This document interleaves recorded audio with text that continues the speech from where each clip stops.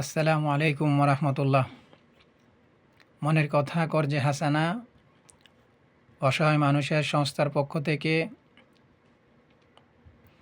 আমাদের দেশে থাকা ও বিদেশে থাকা সকল সদস্যবৃন্দকে ও দেশবাসীকে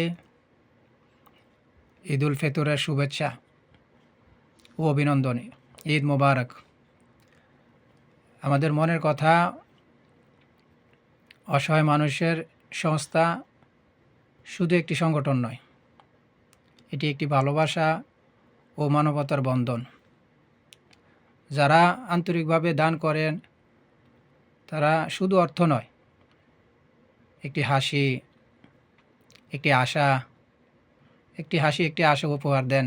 আর যারাই এই সহায়তা গ্রহণ করেন তারা আমাদেরই আপন মানুষ। আসুন আমরা সবাই একসাথে হাত বাড়িয়ে দেই মানুষের জন্য। এই বিশ্বাসকে শক্তিতে রূপান্তরিত করি। এই বিশ্বাসকে যদি আমরা শক্তিতে রূপান্তরিত করি, ইনশাআল্লাহ আমরা আরও সামনে এগিয়ে যেতে পারবো ইনশাআল্লাহ। মনের কথা